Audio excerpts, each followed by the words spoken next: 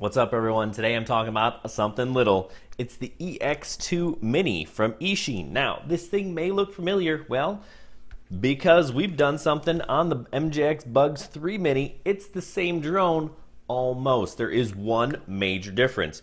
You can get this with an analog FPV camera. Now, you're going to want to stay tuned because while that seems like an upgrade, in some ways it is, there are some things you're going to want to know about this camera before you commit to it. Now, there are a few different packages of the EX2 Mini. You can get one with goggles and the camera, or you can get one without.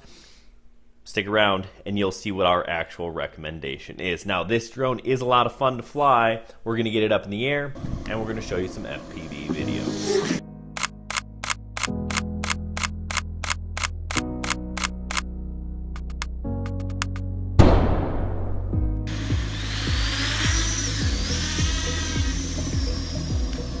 Couple of things you're going to want to note. I love the design, small, compact. We've got brushless motors, so this thing is nice and powerful, plenty of pop. That's a lot of fun. You can fly in an angle mode, which stabilizes it, or you can flip a switch and fly this thing in acro, so you can do full power loops and rolls and things like that. It's a great learner drone for that. It's also fairly durable. We've crashed this thing a few times and it's still one piece. So that's a bonus. So stick around and we'll tell you a little bit more about this Eachine EX2 Mini.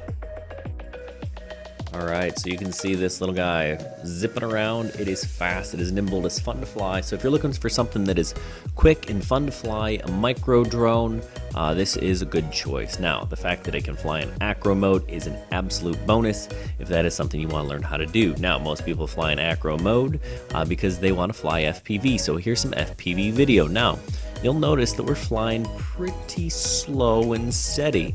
Well, that is because the camera has a fixed angle.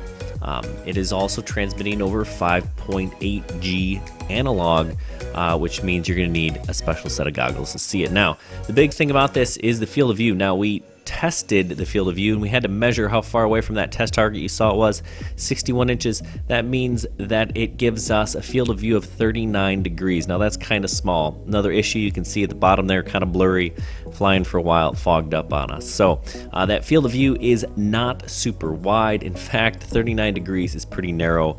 I like to fly at about 120 degrees.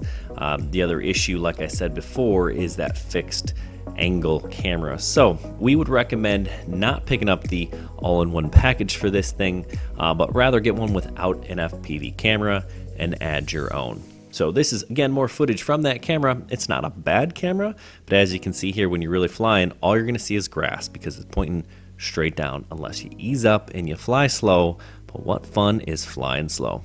Hey, thanks for watching. Check us out on halfchrome.com.